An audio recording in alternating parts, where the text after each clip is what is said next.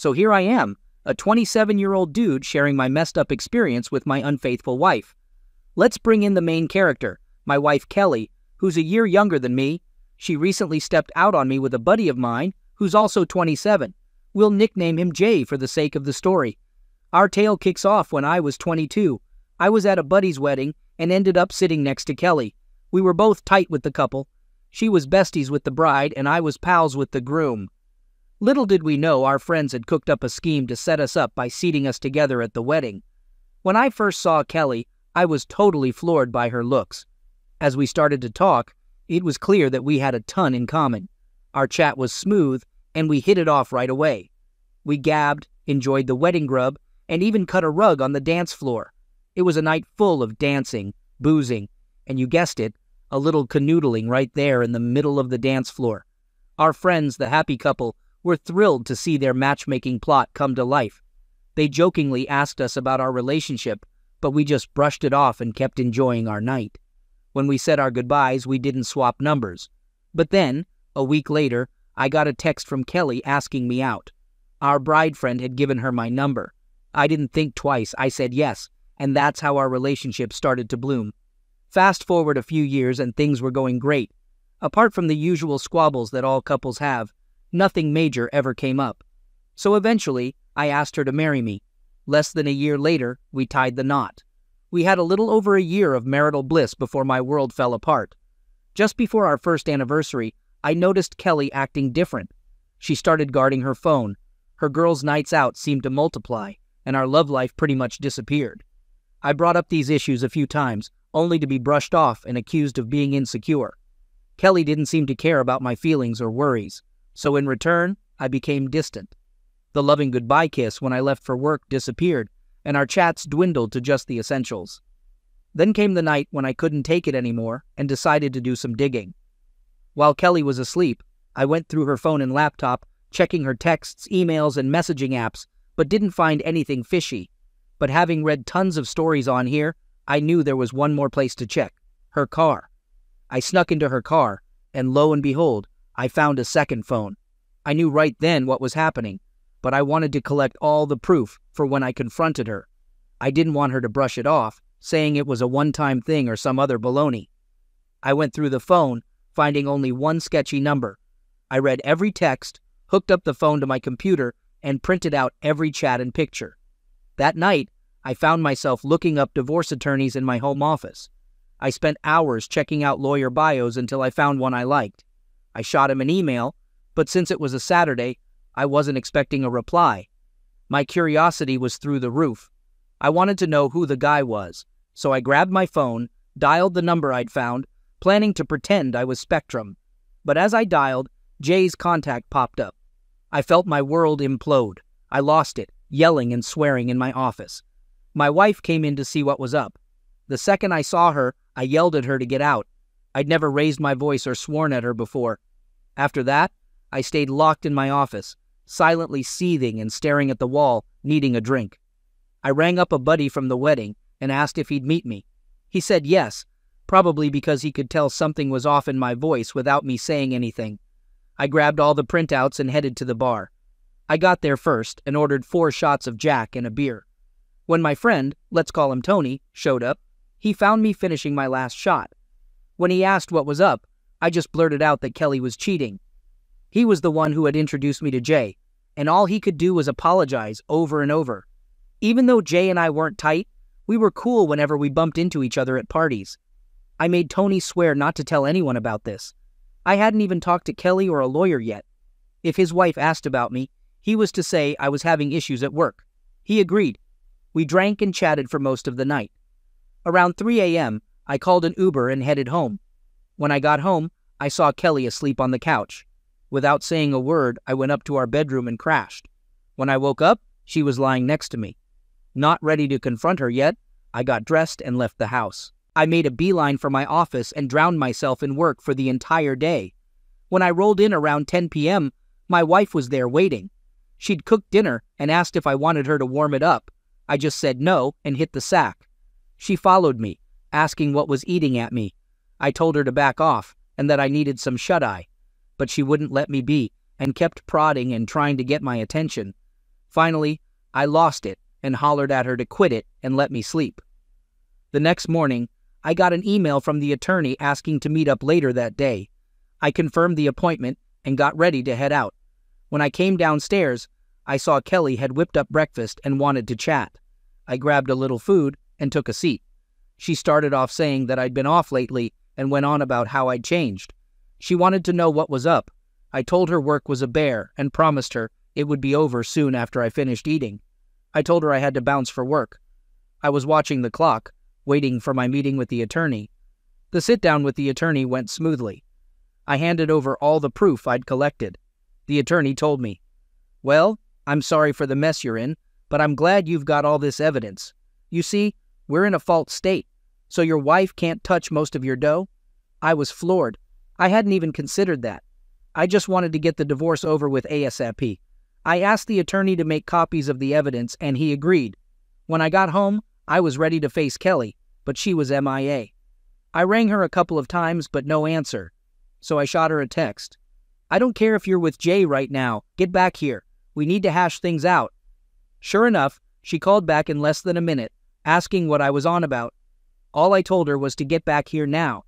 She showed up 15 minutes later. Interesting. I said 15 minutes is about the time it takes to drive from here to Jay's. What a coincidence. She looked at me, baffled. I gave her a minute to gather her thoughts, but she was too busy doing her best goldfish impression to respond. "Cat got your tongue?" I asked. She tried to deny everything and started gaslighting me.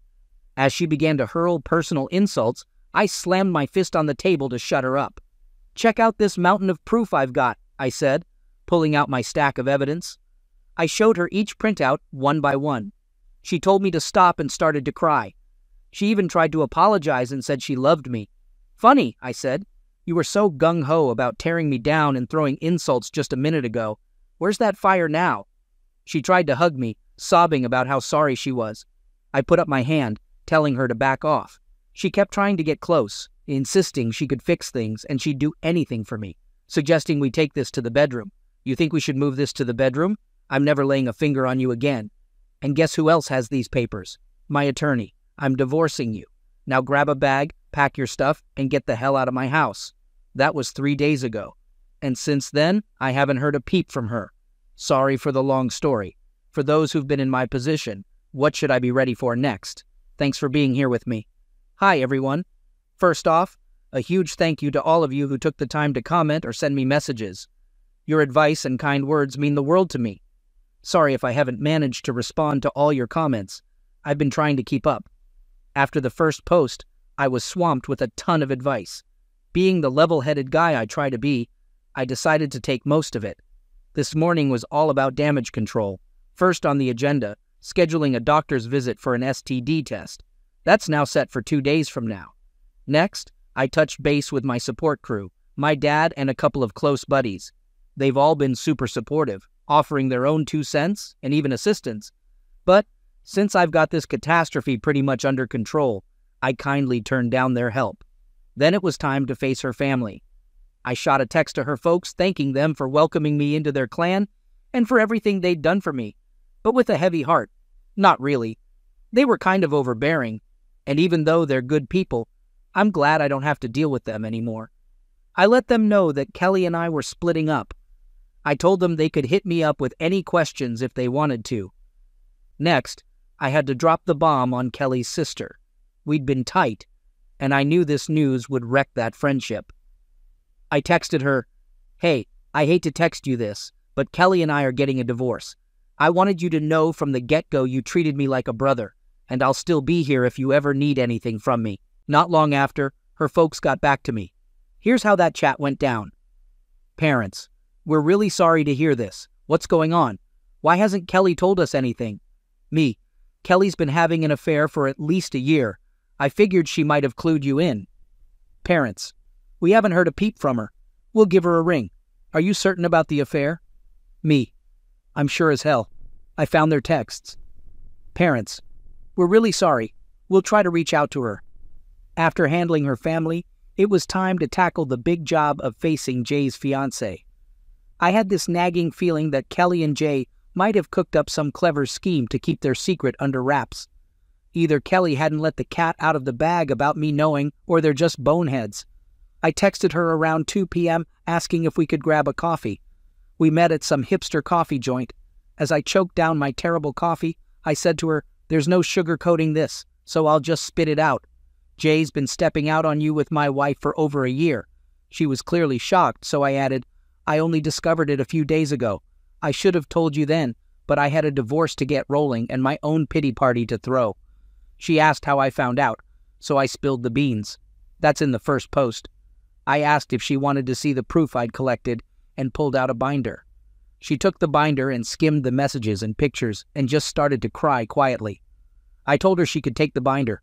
I even had extra copies in case she wanted to confront Jay or put his lying skills to the test.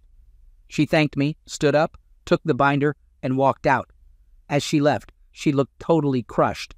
Before she left, I made sure to let her know that if she needed anything from me, all she had to do was ask. Now, I know a bunch of you told me to stay on the wagon and keep a level head, but honestly, my world's just come crashing down. So I've decided to take this week to wallow in self-pity, on my back deck, with some booze, cigars, and some blasting tunes. But don't sweat it. This pity party will wrap up when the week's done. I plan to quit feeling sorry for myself and get back to my regular routine. On a brighter note, I've already boxed up most of her stuff. Clothes, jewelry, you name it. I even did her a solid and tossed in our wedding album and every photo with her in it, in the boxes. I've been told I'm a stand-up guy. If and when she decides to swing by for her stuff, I don't plan on playing the gracious host for any longer than I have to. And before your mind goes into overdrive, let me assure you that I didn't trash her clothes or anything. Okay, I might have smashed a few picture frames, but, I mean, who's keeping score? As of right now, everything's pretty chill.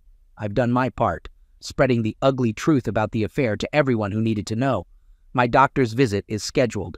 My attorney is working to get me out of this jam, and 90% of her stuff is neatly packed in boxes. If she keeps her distance, this might just be the smoothest divorce in the books. Update. So here's the latest. Since the last update, I've been wallowing in my personal pity party. Drinking, and more drinking. I'd say this is my first somewhat clear-headed moment since the bombshell dropped. The whole roller coaster of emotions has been tough to put into words, but numb probably hits the nail on the head. So I mentioned that I'd clued everyone in on the situation. The only one who didn't respond was Kelly's sister Wendy, who I've always been tight with. That very night, after a few more rounds, I blacked out on my back deck, a hodgepodge of bottles and beer cans keeping me company. I woke up to the smell of breakfast cooking. My first thought was, oh great, Kelly's back and thinks a breakfast peace offering is her get-out-of-jail-free card. Gearing up for a shouting match, I was stunned to see it was Wendy. Wendy saw I was up, bolted over to me and gave me a hug. She then guided me to the table and dished up a plate. As I chowed down, she gave me her side of the story. Apparently, Kelly had shown up at her place, playing down our issues as a temporary hiccup. When I texted Wendy about the divorce, she confronted Kelly, who crumbled and spilled the beans. I set her straight. There's no way she spilled all the beans. I then laid out the whole dirty story. Wendy led on that Kelly had tried to pass it off as a one-off slip-up. I made it clear to Wendy that making up with Kelly was off the table and that Kelly should start looking for a lawyer. To my surprise, Wendy had my back. She made it clear that while she cared for her sister, she was my friend too, and wasn't going to ditch me. This warmed my heart. Wendy bunked with me for 2 days in the guest room, you rascals, and took off this morning. As she was heading out, I was packing for a trip to my cabin, which I owned before we got hitched. So it's a no-go zone for Kelly. I was grabbing my hunting and fishing gear when Wendy asked to come along. As much as I appreciated the company, I suggested she should probably check in on her sister. She agreed, gave me a hug, and left. For any of you cooking up a romance between Wendy and me, slow your roll. She's only 20, way too young for me. We have a solid friendship, nothing more. In other news, I did get tested at the doctor's. The results should be back by Monday. I've also been touching base with Jay's fiancée, offering a shoulder to cry on if she needs to vent. I'll be online for a bit, so feel free to drop any questions or advice in the comments or messages. However, I'm heading to the cabin for the weekend where there's no internet, so I'll be off the grid. I want to thank each and every one of you for reaching out and showering me with support. You all have been the beacon of hope at the end of a very bleak tunnel. To those of you navigating similar storms, my advice is to stay on track. Set one goal at a time. In my case, it was lawyer, doctor, then spreading the word. And remember, keep your personal business off the internet. Thanks again for your patience and support. Here I am again. I filled you in on Wendy coming over to my place and staying for a couple of days. She took off when I was heading to my cabin for some hunting. Good news. I bagged a nice, chunky 8-pointer buck on my first day out there. This was a lucky break, as it left the rest of my time for fishing. I caught a couple of decent-sized ones, which turned into a meal, and the next one to be butchered. I spent the rest of my stay at the cabin, processing my deer and soaking up the natural beauty. Apart from a drink or two a day, I spent my trip sober as promised. My boozing was limited to the previous week. Now on to the events of the past few days. I got a call from my doctor, and thankfully, all is clear. Not too shocking given the lack of steamy nights with Kelly in the past few months. But it's always better to be safe than sorry. I touched base with Jay's fiancé, but didn't get a response for a while. She eventually got back to me saying she was bunking with her family. Reading between the lines, it seems she's not having a great time either. I told her if there's anything I could do, she just had to give me a shout. She asked to meet for coffee, which I was more than happy to do. We met at the same offbeat hipster coffee joint the next day and chatted for about 2 hours. We hashed out everything about Kelly and me. She was curious about the steps I was taking and whether there was any chance of patching things up. I made it clear that cheating was a deal-breaker for me, given the selfishness and disrespect it takes to step out, let alone for a year. It was clear Kelly didn't really give a damn about me. When asked about her plan, she said she was all mixed up as everything she thought was true turned out to be a pack of lies. She wasn't sure about her next move, whether to move on or forgive him. I honestly told her, if you can forgive someone for stepping out on you for that long, you're a better person than me. She shared that her family was suggesting that she forgive Jay and go ahead with their wedding. I told her just because it's what your family wants doesn't mean you have to go along with it. Jay obviously doesn't respect marriage.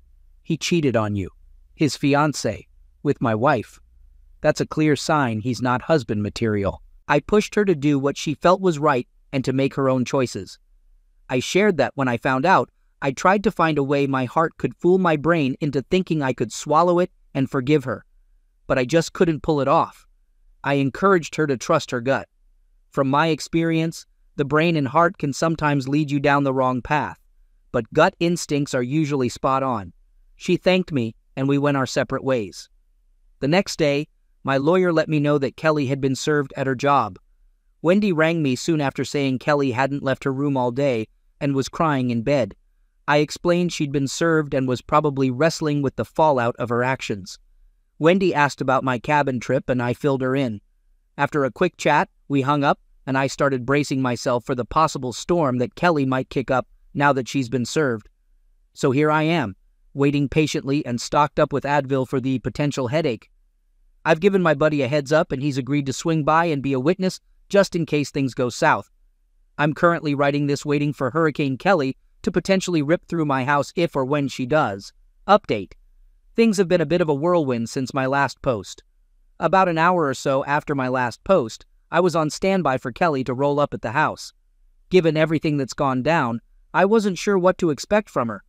I checked all the security cams around the house to make sure they were up and running, both inside and outside. I also gave my buddy a ring letting him know that Kelly was served today, and if she pops up, he needs to hustle over as soon as he can.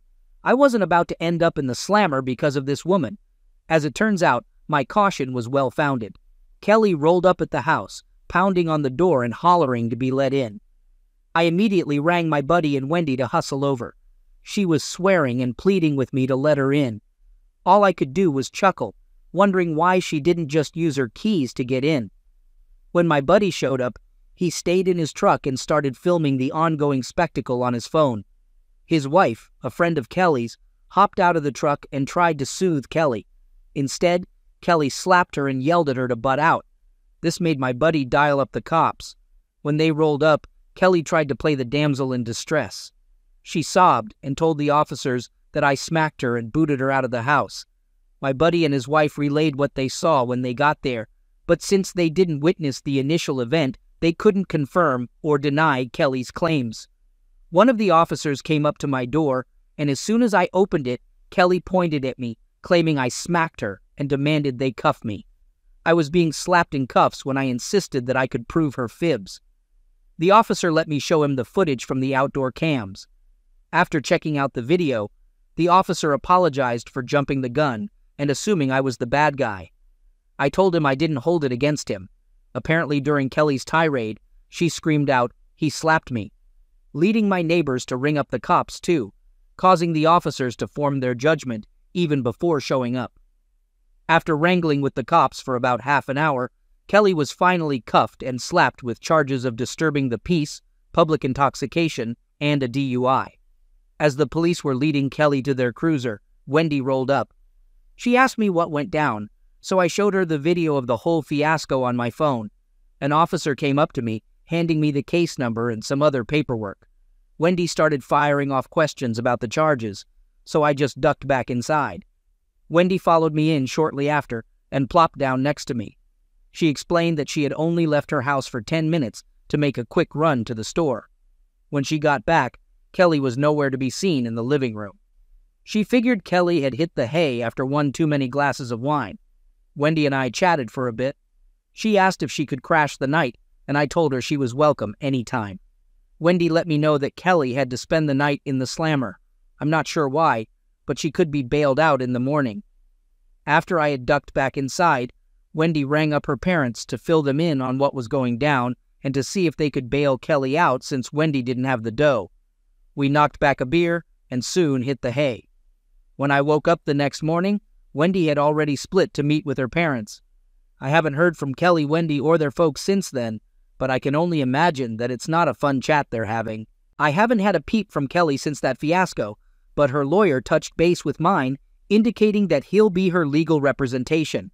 Finally, we can get the ball rolling on the legal proceedings. Also, I touched base with Jay's fiancé to see if there were any new developments on her end.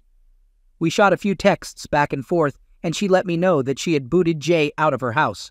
Her dad and brother packed up all his stuff and hauled it over to his place. She confided that while her dad and brother were itching to give Jay a piece of their mind, she asked them to hold off. She wants to put this mess in her rearview mirror and move on. She appreciated me checking in on her and assured me that her tight-knit group of friends were there to back her up. On Friday, as soon as I clocked out of work, I made a beeline for home. My plan was to spend the weekend at my cabin. When I pulled up, I found Wendy in my driveway. She wanted to gather her sister's stuff and had a laundry list of items that Kelly expected to be returned. Almost all of the items were already boxed up or stashed in my garage waiting to be picked up. I made it clear to her that I wouldn't be on the hook for any accusations of damage to Kelly's stuff. Instead, I offered to foot the bill for a moving company to come pack and haul all her things. This was mainly because I was cabin-bound and didn't have the bandwidth to deal with Kelly's drama. Wendy was on board with this and wished me a good trip. She grabbed a box of Kelly's clothes and loaded them into her car. Before she took off, she asked if she could tag along on my cabin trip, to which I responded with a resounding yes. The weekend at the cabin was a blast. The last time I was there, I realized what a gem that place was. With its stunning vistas and total isolation, it provided a peaceful sanctuary where one could truly unwind. On Monday, I rang up a moving company, and by Tuesday, 3 burly guys with a massive truck showed up and began loading up Kelly's stuff. I meticulously documented and snapped photos of each item as they were being packed and loaded. I thanked the movers for their patience and slipped each of them an extra $50. I sent all the photos and recordings to my lawyer and carried on with my day. The house feels bare but tidy without all of Kelly's clutter. My lawyer had cautioned me not to toss anything that could be deemed shared property, so I relocated most of the furniture to a storage unit. I've been crashing in the guest room since she took off, and only now have I started shopping for new furniture. Most of it will probably end up in the garage now that I've got the room. Despite it all, I don't see myself holding on to the house, even if I get it in the divorce, as it's now a minefield of bitter memories. Thanks for sticking around. Hey gang, here's the latest scoop. A few days post the movers hauling off Kelly's stuff, my lawyer got some legal documents. Apparently, I had somehow wrecked her belongings, and she was demanding I cough up $1,500, threatening to drag me to court if I didn't. Unfazed, my lawyer quickly shot back at her lawyer with all the videos and photos, asking where these alleged damages were. According to him, this situation just further exposes her erratic behavior to the judge, and while it might be a pain now, it will serve as solid evidence in court.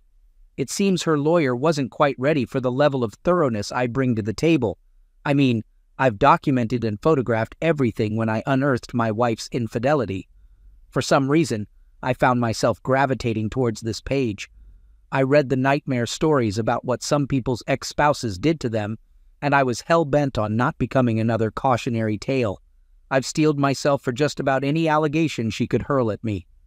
At this point, there's little she could pull that would shock me.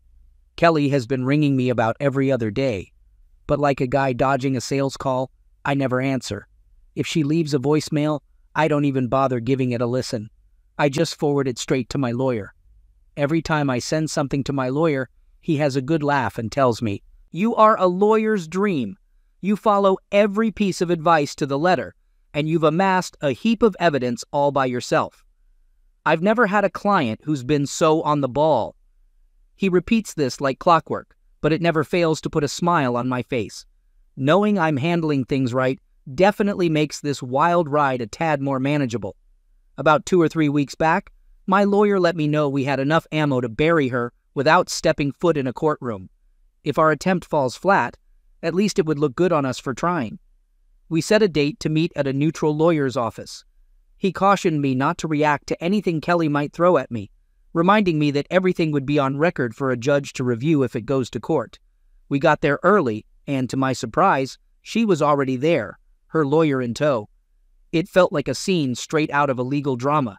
The lawyers kicked off their cordial banter while Kelly and I sat in silence, the air thick with tension. Kelly's lawyer broke the silence asking about our proposal. My lawyer, with a scoff that could give any sitcom character a run for their money, responded.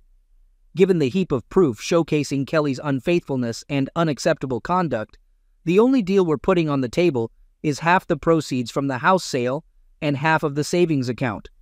That's more than any court would grant you. Basically, you'll leave with what you brought into the marriage. Kelly started to weep, pleading if there was any way she could mend things. I shot back, "You've been betraying me even before we said I do. There's nothing you could possibly do to erase or make up for your actions. Sign the papers. It's more than you deserve. And I want to put an end to this whole charade you've spun." She excused herself to the ladies' room, likely to pull herself together. When she came back, still with teary eyes, she signed the papers and left shortly after. In about a month, everything will be filed, and all that's left for me to do is sell the house.